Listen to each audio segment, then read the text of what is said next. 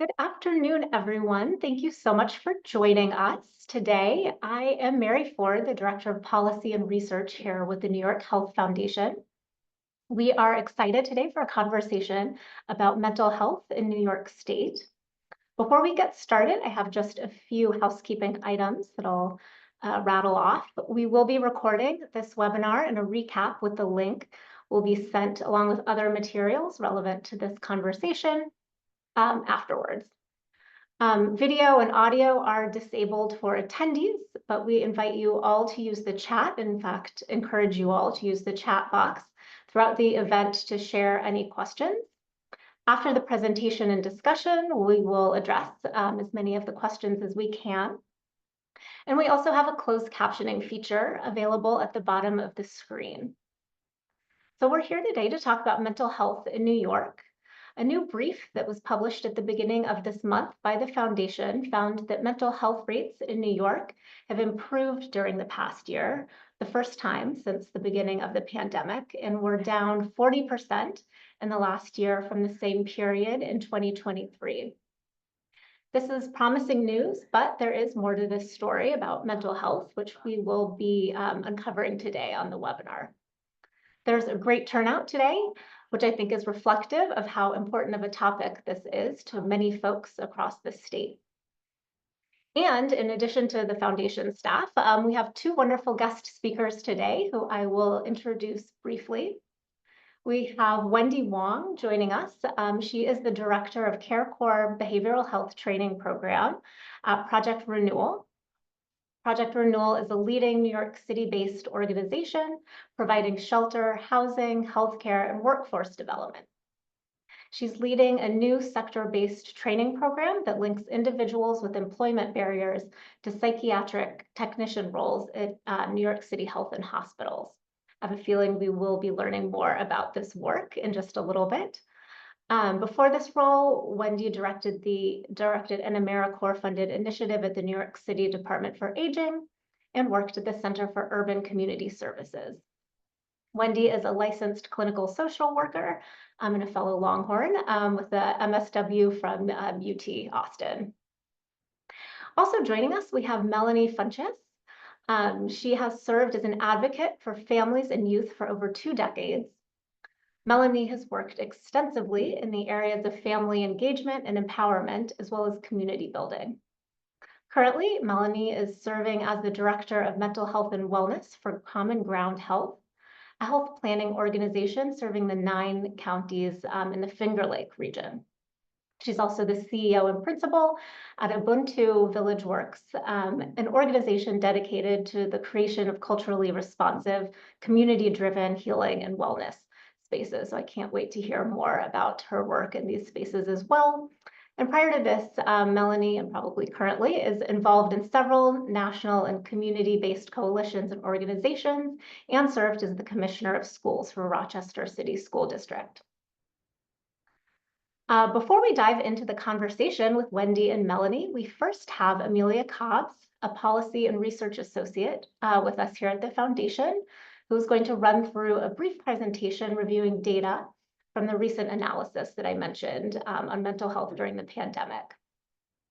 As a reminder, please feel free to chat any questions throughout the presentation and discussing. I'll be monitoring those, and we will do our best to get to all of those and follow up on ones that we don't. So without further ado, Amelia, off to you. All right, everybody. Hi, my name is Amelia Cobbs, as Mary said, and I'm a policy and research associate here at the Foundation. And I am reviewing these findings on mental health in New York State from May 2020 to July 2024. So, we all know that the COVID-19 pandemic had a serious impact on mental health. There were closures due to public health precautions, as well as disruption of services for mental health.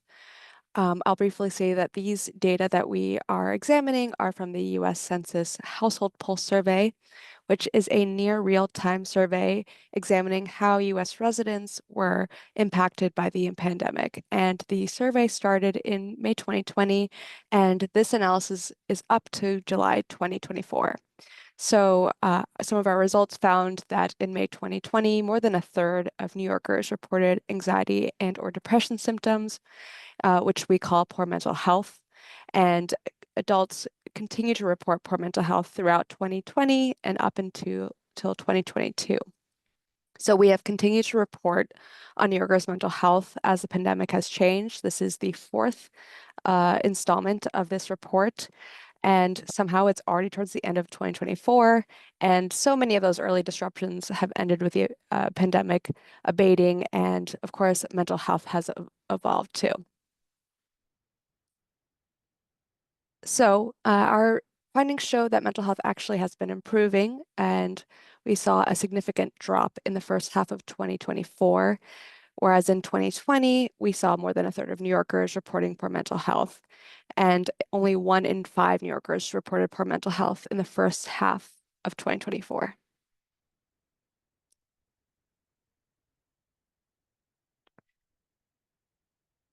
So our findings do show that mental health has been improving, but we of course want to look at how this is affecting different groups in New York State, and we also wanted to examine the patterns over the past few years. And our data did show that poor mental health really did fall for all groups. The issue is that we are still seeing the disparities between groups each year. So this slide, we're seeing income levels for New Yorkers, and we see that lower income New Yorkers making household incomes less than 25,000 a year have the highest level of poor mental health each year, and generally it falls with each increasing income level. However, in 2024, we did see it fall for all groups.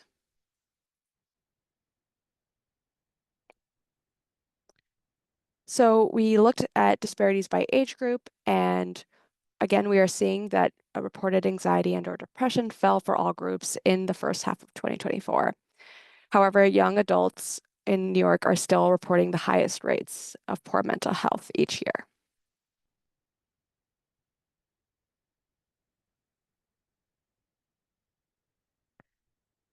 Reported anxiety and or depression symptoms have also fallen for races and by all races and ethnicities reported. We are still seeing that Hispanic and Latino New Yorkers have the highest rates of poor mental health across all years reported. And one caveat for this data is that the survey has only been available in English and Spanish. As New York is a diverse state, some communities may not be reported on accurately due to language barriers.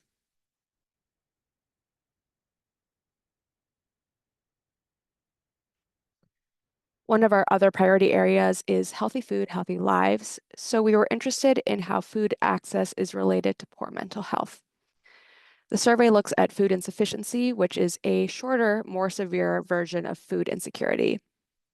We see a stark difference in mental health between those who are and are not food insufficient, although reported poor mental health fell for both groups in the first half of 2024.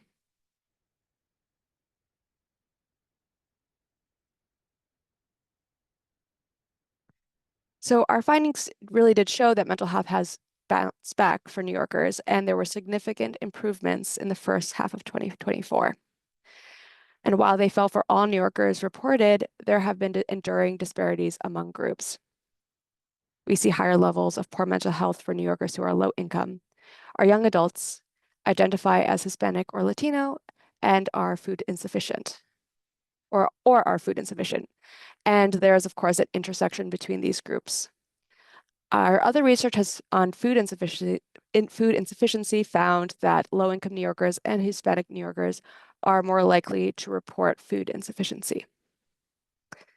We don't have a clear cause and effect on the improvement or the causes of the improvement for mental health of New Yorkers, but a likely driver has been some robust government responses at all levels based on the calls for investment in mental health care. And we have some recent examples, more are in our report, but for example, New York State's fiscal budget for 2023 had over $1 billion allocated for mental health services. And the following fiscal year, 2024, they continue to build on these investments. The city budget has also been supporting mental health services, some of which began in the pandemic, again, in response to calls for more care. And while we have an exciting picture and we do see a bright spot these days and improvements from some really high poor mental health earlier in the pandemic, this does not mean that we should consider our work as done, but we should all think about how we should come together and truly achieve mental health equity in New York State, reducing these disparities that we see. And if you're interested in learning more about these findings, please see our report, which I can drop in the chat. And I'm excited to hear from the panelists about their insights on their incredible work on mental health. Thank you. Thank you so much, Amelia, for reviewing the report findings and data for us. I think that's a great way to kick off this discussion. I'm now going to turn to our speakers and have the same question for you both, but we'll start with you, Wendy. First, I'd really love to hear about your current work in mental health and maybe discuss a bit how some of that work is responsive to some of the groups that we're seeing with these continued disparities in New York. Thank you, Mary. And I want to thank the New York Health Foundation for the research and then also bringing us all together for this conversation. So as introduced earlier, my name is Wendy Wong. I'm the director of the new Care Corps project at Project Renewal. Project Renewal has a multitude of workforce programs, and I know there is a slide deck that may be coming up to show some of the details. Awesome, thank you. So Project Renewal, we have 8 different workforce development programs. We are well versed in working with individuals with barriers to employment. So 65% of our folks have experienced homelessness. 45% have experienced justice involvement. 30 to 40% have a serious mental illness and or substance use. And most of our folks are underemployed or otherwise classified as being low income. So many of these challenges overlap with each other, of course. So there are folks who have a multitude of challenges and needs.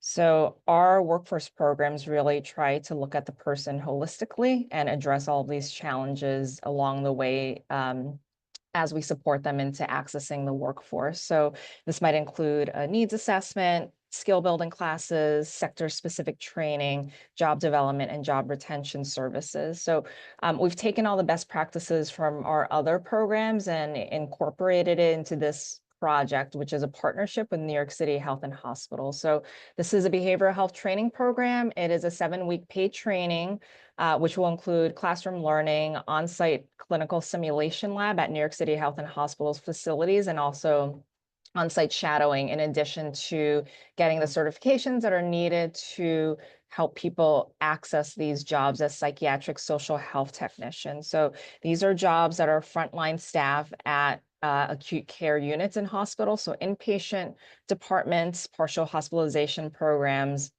and the starting salaries are $41,370.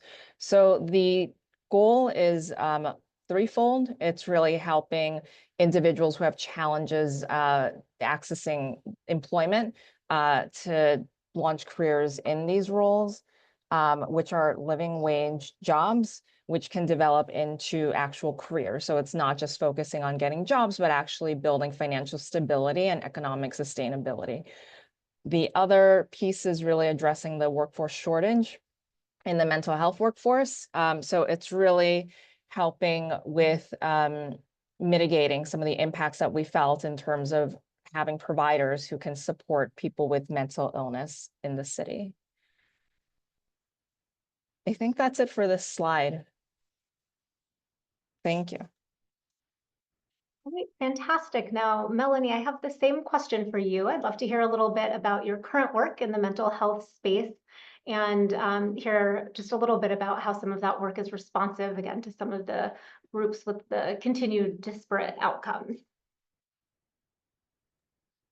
Yes, good afternoon. My name is Melanie Funches, and I first want to say thank you to the Health Foundation and for doing this work and for lifting this work and lifting the voices of New Yorkers and their mental health. I work for Common Ground Health, which is a health planning organization that serves the 9-county Finger Lakes region. So we are not a direct service provider, but what we do is we use our data to promote health equity and health planning across the 9-county Finger Lakes region. And what we do is we are able to use that data to innovate new programs. So a lot of the work that I'm doing within the scope of mental health is around innovation and around how to find new and different ways to help people find and maintain their wellness as they define it. So within the scope of work that I do as a director of mental health and wellness, there's 3 areas. It's advancing community mental health, where we are increasing our community's general capacity to understand and speak with more sophistication about mental health. That's not just our clinicians and people, that is our regular people. So when your brother, your sister says, I'm not feeling well, I'm not okay, they have language to say what does that look like and know how to access help. We also have the initiative called, and I have a dog, I'm letting you know up front, that an initiative called Healers Village, which is aimed at disparity reduction through creating an ecosystem model for promoting mental health and wellness among people of the African diaspora. And the way we're doing that is on multiple levels by creating culturally responsive spaces where people become the owners of the tools of their own healing, on the practice of it, where regular lay people are able to get equipped with tools and strategies, not only for their own healing and wellness, but to share with their community, like healing circles and things like that. On the program level, we do serve, we're increasing our clinical capacity through training and culturally responsive practice. So right now we are running a 42-hour training for people working in clinical settings on how we show up. It's called Indigenous Psychotherapy and Anti-Racist Culturally Competent Treatment for Black Families. And we're talking about 42 hours over a semester where we take clinicians through, and not just clinicians, we've had our clinical staff, we've had intake staff from our places coming to learn how you show up, how your biases show up with you, and how you can change to center care and support in ways that center the way that people, diverse people organically experience the world, Black people primarily, people of color more generally. And then we also are looking to expand this work out beyond the behavioral health world, but into other places where we know our people interact, like pediatrics and family medicine.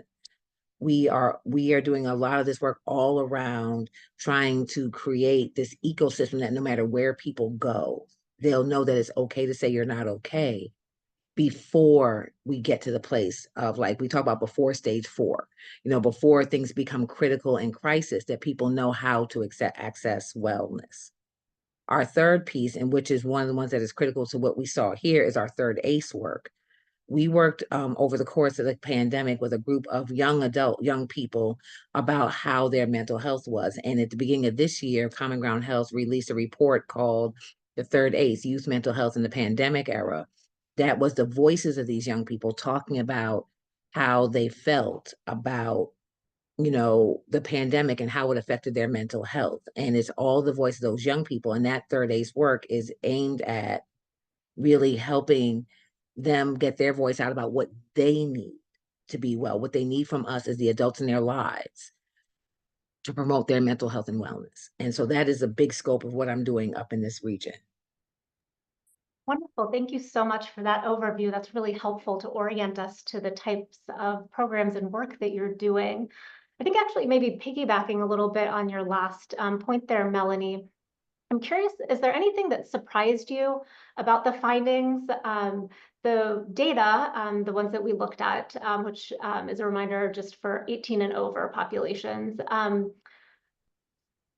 paint a fairly rosy picture in the last year, but I'm curious if that's kind of surprising. Is that affirming? That is to what you're surprising to me, seeing? because what I'm seeing and what I'm hearing, not just from young adults themselves, but from the institutions that serve them, like colleges and universities and places like this, they're saying that our young adults are really struggling, because what we have to remember is young people who are 18 in 2024 were 14 in 2020, right? And what happens between the ages of 14 and 18, right? A lot of our youth miss some critical milestones. So we have a lot of young people in our colleges right now that did not get some real critical skill and did not understand how to negotiate things with a still developing brain. And so they're expected to adult, and they did not get some critical things that they needed. And they're not seeing that what we call the adultier adults in their lives are equipped to know how to engage them in ways to help them get the skills they need in a way that understands the trauma of what they've been through. So when I see that, oh, everybody's getting better. No, they're not. I don't know. I'm like, who did you ask? Right. It's like, because what I'm seeing, is people engaging in a lot more behavior. And what I think is like when I see the numbers dropping for African Americans, people are tired of talking about not feeling well. I have people like in our third ACE report, we've made vignettes made up fully of quotes from our young people. And one of the young people said, sometimes you just want to let the bus hit you. And we released this report at the beginning of 2024, right? And we talked about this all through, but some of these quotes came at the end of 2023, after we've come out of lockdown, after all of these things. So my thing is, I am surprised, and I'm like, I know what it says, and I believe, and I know that you all are robust in your getting data, but on the street, on the ground level, that's not what I'm seeing. There's still a lot of hurt. Yeah, thank you for kind of confirming and affirming some of what we've, I think anecdotally still been continuing to hear. And Wendy, I would just ask the same question to you, having been in this space for quite a while. Does this sort of affirm to you, or is it maybe a little bit contradictory to what you're seeing with some of your programs? I think, I've been in the adult workforce space. So what we're seeing with youth is certainly alarming and, really needs attention. And then I think on the adult end, I've always found workforce to be a very sort of optimistic and future oriented sort of space. So I think some of the findings really resonated in terms of just, the interactions between mental health and income, right, and economic mobility. And the ways that they both influence each other. The fact that if you are experiencing mental illness, it's going to be more challenging for you to move forward and address those other pieces. And then at the same time, if you're experiencing food insecurity or housing insecurity, that also does impact your ability to participate in workforce programs or to move forward or to sustain employment. So I think those pieces were really validated from what I saw in the data. And then I just think about the ways that our program has continued to engage people by offering things that seem minor but have a huge impact. So a Metro card to get to and from trainings and to and from job interviews if we know they're having them, and then offering lunches at our training. So I think some of this is just addressing those other pieces that can make it really difficult and become a barrier to really moving forward. And then the last thing I noticed during the pandemic was really the amount of jobs and people needed for these essential worker roles, right? And these are many times just sort of frontline jobs that don't have any career advancement opportunities. So you had your, delivery folks and, those other kinds of positions. And I think right now we're getting to a space where we're trying to really build on people's careers and really trying to, focus on educational attainment and really building pathways out of just like, your $16 an hour minimum wage job. So that's, just circling back to what we want to do is really helping people feel connected and see some long-term hope and some movement out of, the challenges around resources. Thank you. That is really, really helpful context. So my next question is really about collaboration and partnership. I think one thing that folks are continuing to recognize, we've known for a while, but I think increasingly, is that it often takes a lot of different players and a lot of different factors and services to really support a single individual's mental health, behavioral health needs, but also the community level. So Melanie, could you speak a little bit about how do collaboration and partnership come into play with strengthening or designing your work? Our work is all based in relationships. So it's all about collaboration, and it's about, when we talk about collaboration, right? A lot of times we talk about everyone comes in the room and says, what do you do? What do you do? And we make our little list and then we all do our part and we come back. What we talk about at Common Ground Health is the power of relationship. And how do we make relationship? Not just when there's a grant, not just when there's something happening, how do we foster relationships so that all voices are heard? Because that makes us more agile and able to, address things as they come. And that's what's been the foundation of all of the work that we've done in mental health and wellness. Our relationships to our community, our relationships to our partners, our relationships to the state have all been critical in us being able to lift voices that need to be lifted and to be able to actually get work done on the ground. Great. And same question to you, Wendy. Could you talk a little bit about collaboration and partnerships and how those shape your work? Yeah, absolutely. I agree with Melanie. I think, nothing gets done without partners. So in terms of the way that we even access clients and promote our services, we work with mental health providers, community-based organizations, reentry programs, housing programs. It's really just about ensuring that people have access to this as a resource. And for CareCore specifically, I mean, we're partnering with New York City Health and Hospitals to build out this pipeline into their system, and connecting people that we serve into, this career path. And funding from funding partners like NYHealth Foundation. So for CareCore specifically, this is a pilot project, and this wouldn't exist without all of these players in this space willing to just sort of explore together and figure out what would work best. I think what we're trying to build for our clients is just a network of support, and that's just not going to include just one provider or one person in their community. It's really how do we all develop for all of us, a community. And I think that was the impact of the pandemic, right? It's really that extreme isolation where people were really disconnected and may still feel disconnected. And I think we're trying to build our way back into, community.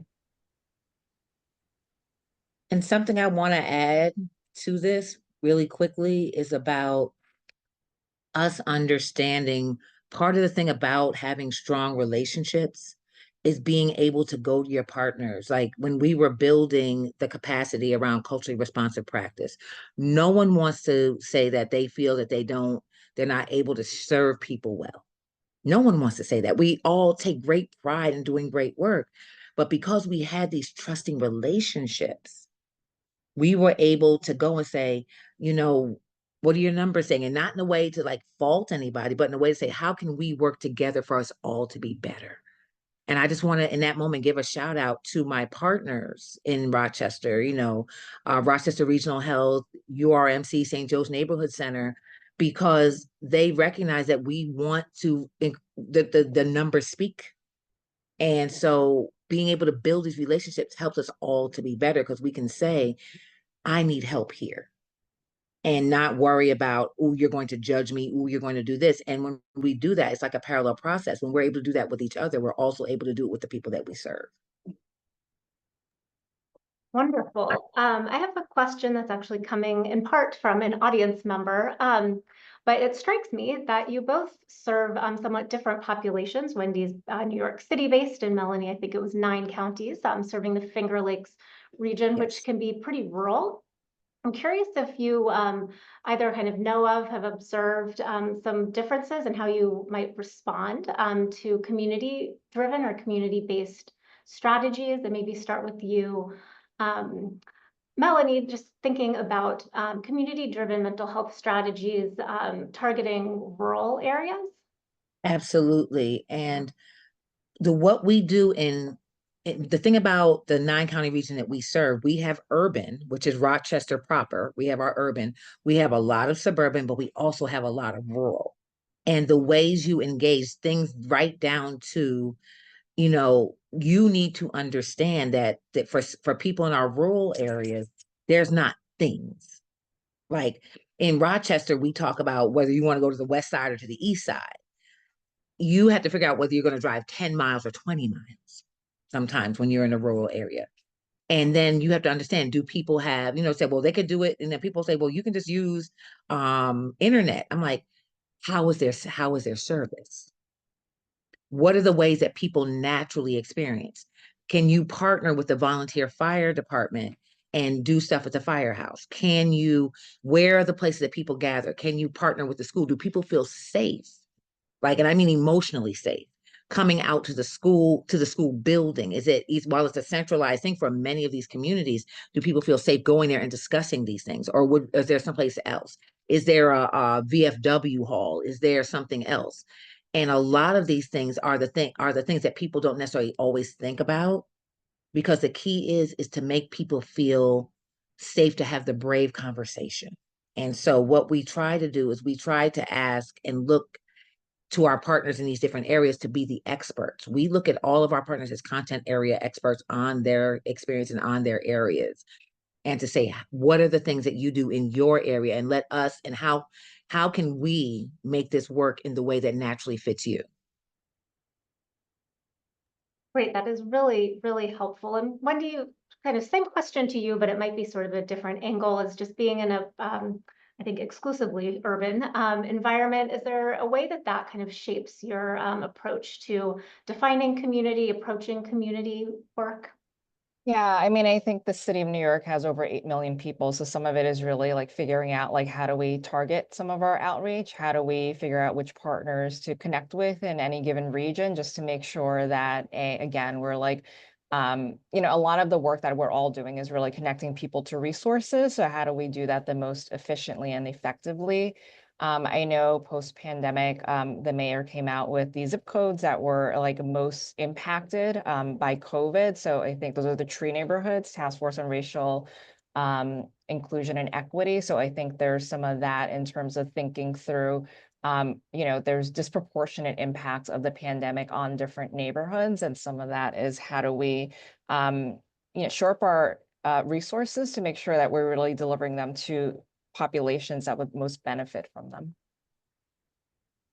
Fantastic. I see we're getting several questions kind of about the survey and under 18 population. So maybe turning to you, Amelia, the Health Pulse data survey that was developed in the pandemic and we used here was really, really helpful in many ways, allowing us to look at and track monthly trends, which was new, and be able to look at that by several key demographic groups. But a survey that's state level like this isn't the entire picture. It's I would say, helpful data point, but not the whole story. Do you wish there were some other data available on mental health that you could include in this presentation? And if yes, what might some of those be? Yeah, so I would say it's great that we have this level of data for a number of years and at this monthly uh, intervals, which gives us a much clearer picture of how things have been changing. But one drawback is that it is only at the state level, and we're not getting to see kind of county or community level. So what Melanie was saying about maybe the things are different in the Finger Lakes versus New York City and all over different parts of New York State. And one other wish would be more robust youth mental health. This only surveys adults, so they might there's it's harder to survey children because of the part of being under 18 and giving consent. And we all know that it's been a really serious issue both in New York and across the country. There has been a recent CDC report from August that did show some improvements in youth mental health. So there is hope for some improvements, but that would be really interesting to get to see. Great, thank you. And I have another kind of off-script question for the panelists related to data. Again, kind of knowing that the data that we looked at here helpful because it's this kind of monthly time trend, but it really only is showing one level of data. Could you both maybe talk a little bit about how you use data in your work? If you use that around evaluating your work, targeting programs, and what that looks like to give folks kind of a flavor of what else is out there. So maybe Wendy, I'll start with you on this one.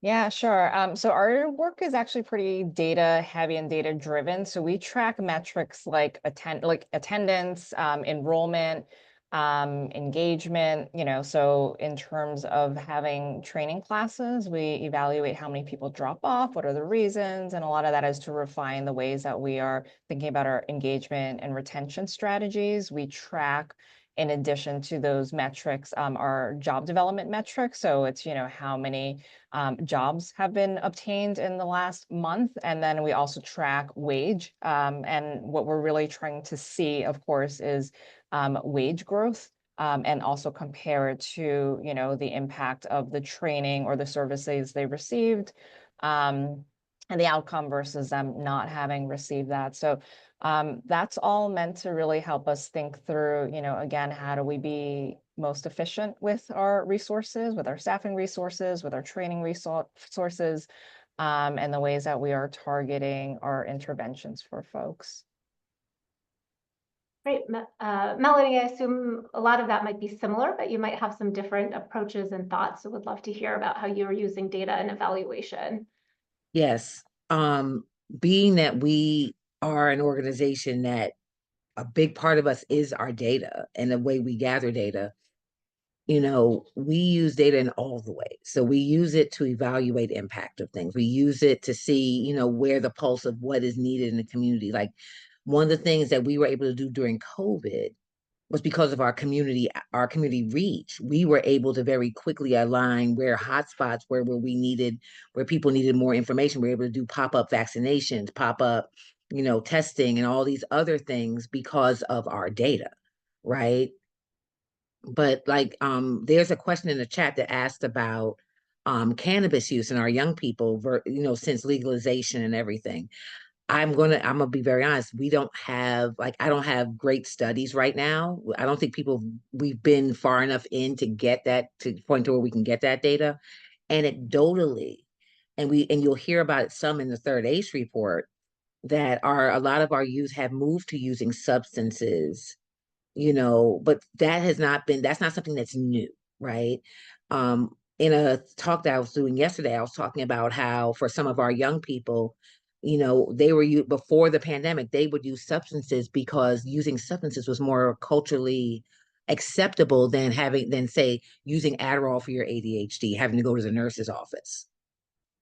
Puffing a blunt is much more socially acceptable. You're not that weird kid, right? And a lot of my area, even though I do work in both systems, a lot of my experience has been in working with young people. And so we have seen that a lot of young people and a lot of people generally are using, anecdotally, what I'm hearing is that they're using more substance because they're more readily available. But I have not seen any larger studies yet to link or to do anything yet. But I just wanted, Anita, I wanted you to know that I saw your question and I wanted to address it. Great, that's so helpful. And Wendy, again, we're not Oh, wait, I'm necessarily. sorry, Mary. I saw another question. I just wanted to, it says, Stephanie asks, how do you involve folks most impacted in the development of programs and data metrics and evaluation? We involve our community members from the very beginning. We convene, one of the things we are a community convener. So we convene many tables. So we have ambassadors, we have groups of seniors, we have groups of all manners of people, and we bring them in from the beginning. For example, in the third ACE study, our young people went through the IRB process to be able to interview their peers. And they helped us they helped us craft the questions. They helped us craft the questions. When they helped us with asking the questions, once the information got back, they helped us to interpret the data. And then they also helped us to construct the way the report looked. And this is very common for the way we do all of our work, because the fact of the matter is, this is not our story. This is the community story. And we need to make sure that they are in the driver's seat to make sure that their story is told in a way that is most meaningful to them and is most authentic to how they experience the world.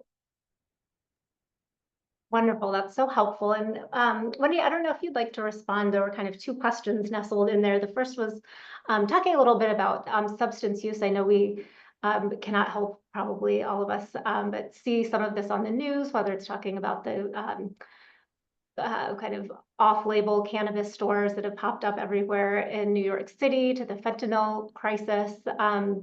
You know, could you talk just a little bit about how that may or may not be showing up in your programs?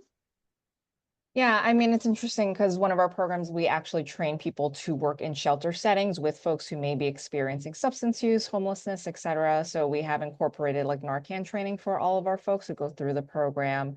And then on the other end, it's really, you know, integrating the fact that somebody may be using with discussions about, you know, how does this affect you in the workplace, and going about it from that model versus, you know, excluding people from programs, and then really just understanding that there are some fields where, you know, they may do toxicology screens, and this may not be something, a direction that you can go in, and then exploring something else. And then in terms of the data, we do client surveys just to get feedback about what their experience is. And you know, we develop our own training courses, so we adapt those to what we're observing on the ground.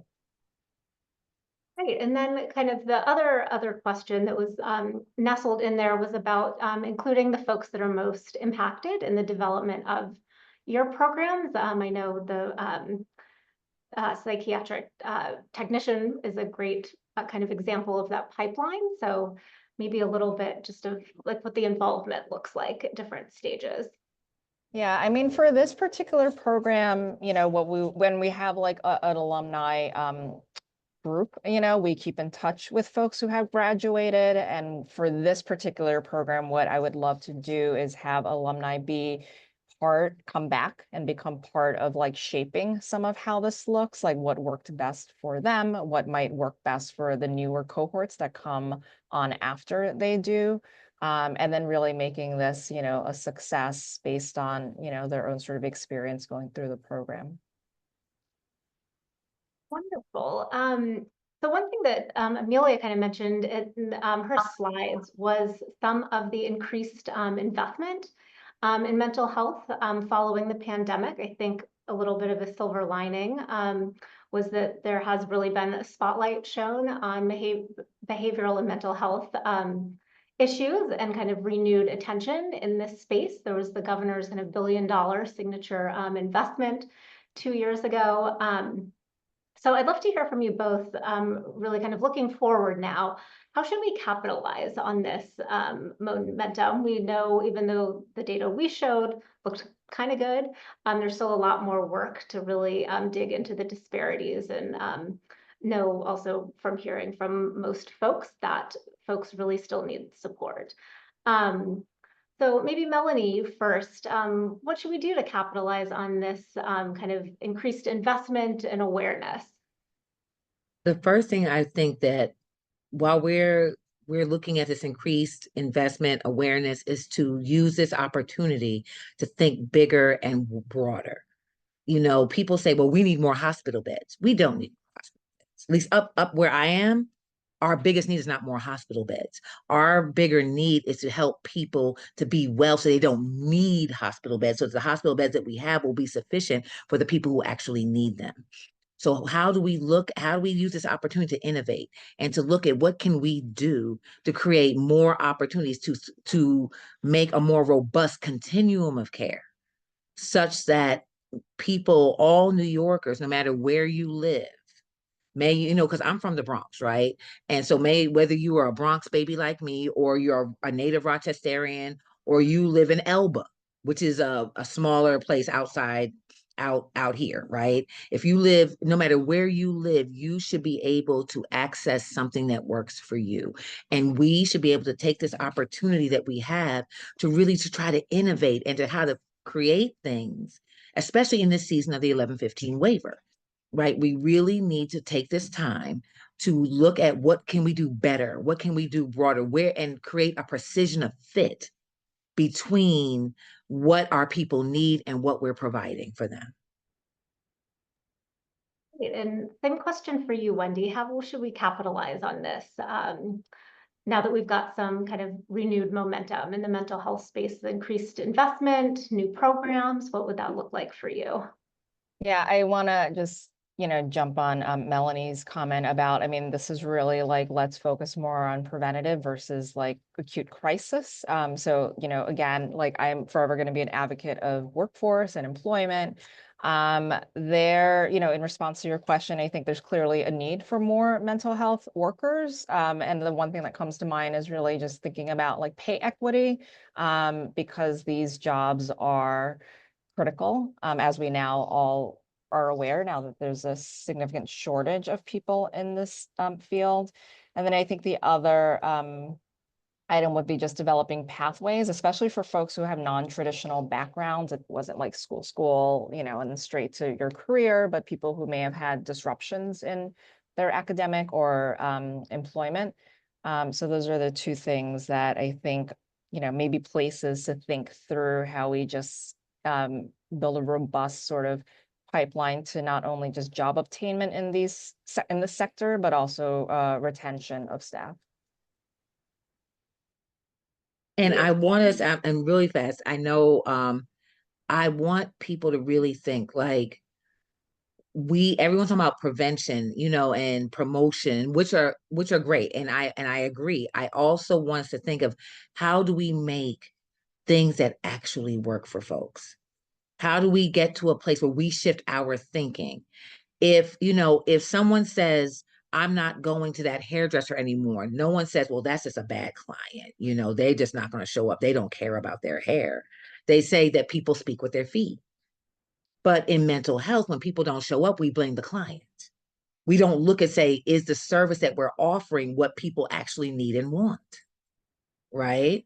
When you stop going to a mechanic, we don't say, well, they just don't want their car fixed. No, they want their car fixed. They want their car fixed well. Why we need to look at this and put a better focus on the actual folks, on actual people with lived experience. Like Wendy, you just said, like, let's look at people let's redefine what we consider knowledge, who we consider knowers, and build our infrastructure, build some of our workforce on people on a different understanding of what a knower is. Because this is no shame to any of my clinical partners and any of my clinical friends, any of my colleagues. But I know I have learned more from my young people at Youth Voice One Vision and at Teen Empowerment in Rochester than I've learned from a lot of clinicians who say that they're in the youth work, right? But how do we put value on those two things? We'll pay this one $60,000 to come speak, and we'll pay this one $5 and a Metro card.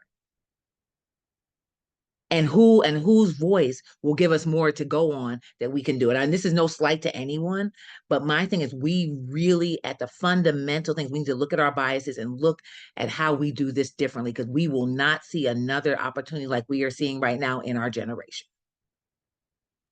That is so important, Melanie. I can tell there's a lot of kind of interest and excitement in the chat. So folks, make sure to get kind of your last questions in. But Melanie, you started to talk about the mental health workforce. I would, argue that includes caregivers who are not necessarily tied to community-based organizations or hospitals. But one thing we've also heard a lot about, which again, good that it's getting attention, is burnout. Can you talk a little bit about maybe how the kind of mental health workforce, and I use that very expansively, has maybe changed, and what are some of the remaining challenges with folks that you are working with? Thank you for that. What we have found is that what we seem to forget is that the people working in the workforce are people too. They are people first. They're somebody's son, daughter, mother, father, cousin, auntie, uncle, best friend, spouse, partner. And this work has been hard. And it's been particularly hard over the last 5 years, right? And so what we want what we've done, like for an example, in our indigenous psychotherapy training, as one of our partners, as they were taking people in there from their practices through the training, they found out about how burnt out their workforce was. And they were hearing what their people needed for themselves. And they created these affinity groups to support the clinicians. Oh my gosh, think about it, right? But and what I said to the leader is that I anticipate within the next year or two, you're going to be able to look and see that your retention rates are going up, that people are not leaving because they're feeling hurt as humans. We have got to look at our workforce, not just, we keep talking about workforce shortages and how we get more people in the workforce. How do we keep the people that are already in here, in not only in the workforce, but in their positions? If they're good and they're doing the work, how do we support them as humans so that they can feel seen, feel heard, feel understood, that when they're taking on all these waves and waves of other people's trauma every day? For another example is that I work with some of our credible messenger anti-violence responders in our community.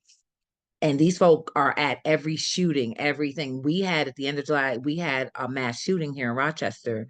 And everyone was saying, well, we're having, mental health for victims, people impacted, but no one was looking at these responders. And for like police, fire, and like EMTs, there's things baked into their thing for that. But for our community-based organizations that are trying to do the work, it's not baked in.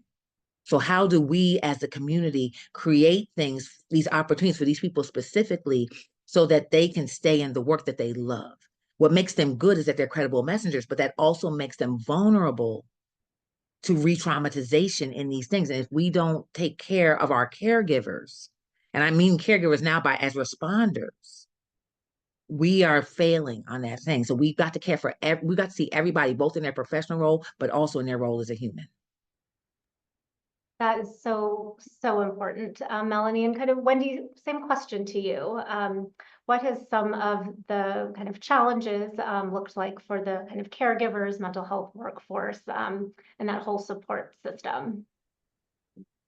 Yeah, I think what we are wanting for the people that we serve, we want for our staff as well. So it's that same, that we want them to have support. We want them to have access to economic stability. We want them to have career pathways for themselves. And we want to recognize that, they have something to offer as professionals, but also as people who are within our communities. So I think just circling back to that piece about like pay, I think for this mental health field, caregivers, for example, home health aides, I mean, these are all industries that really, I think we could really look at what the compensation is and how we value some of the work that is being put into in these sectors, and what the impact is on our I communities. couldn't agree more, Wendy. Great. I think, We pay for what we value. That's great. I'm going to lead into my final question, but I think really what has resonated with me today is that while data look kind of more promising, paint at least a better picture than they had been for the last several years, this is a really deep issue. This is a really complex issue, taking players across many different sectors to come together for solutions. And a lot more data, I think evaluation needed to really look into that.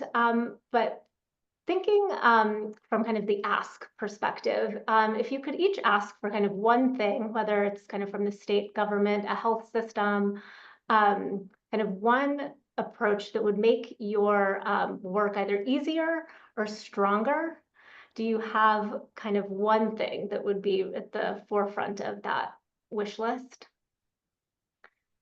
And Melanie, I'll punt to Wendy to go oh first. yeah, Wendy came off mute, so there we go. Yeah, I mean, I can go. This is pretty workforce specific, but I think a lot of times workforce programs really are focusing on jobs as outcomes. And I really think this is an opportunity to think through, how do we, help people build sustainable financial pathways for themselves and thinking more about investing in careers and career development and more long-term solutions versus, if somebody gets a job at Amazon and they stay for 6 months, excellent. But, what was the sort of outcome and goal long-term for that? So I think looking into that and maybe thinking through, how can we develop some longer term solutions, I think would be really exciting. Go ahead, Melanie. And what I want to say, and it's part and parcel with what Wendy said. Frederick Douglass said, "It's better to raise healthy children than to heal broken men." How do we look at creating, instead of constantly looking at how to treat illness and how to keep people stable in treatment, how do we look at creating healthier New Yorkers? Right? How do we, and who defines that? And where does that get defined? Like Wendy said, the job, but is the job enough to sustain you? Did you get good relationship? Do you feel better about yourself? Do you want to get up in the morning and see the world? And the only people who can tell you that are people with lived experience. And we need to honor them and honor them with our money, honor them with our contracts. We need to look at peers differently. And we need to look at an expanded thing. So if we could really, if the state, if academia, if all the people could do one thing that would make my job infinitely easier, is shift how we think about who the knowers are and put our money where our mouth is for real. And put that investment back into community, because community knows what it wants, community knows what it needs, and more importantly, they know how to get it done. That is so right, Melanie, and so powerful. I think that's a wonderful kind of note to start to wrap up on. We, again, will be sharing out the slides and presentations with everybody here.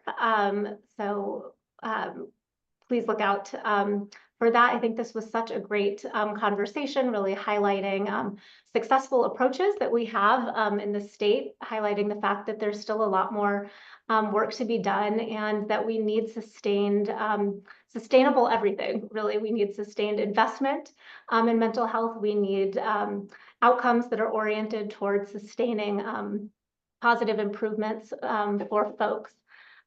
So I just really appreciate both of y'all's insights and work on this. And I know there are going to probably be folks reaching out to both of you to continue the conversation. So thank you, everyone, for joining. And I think that is it.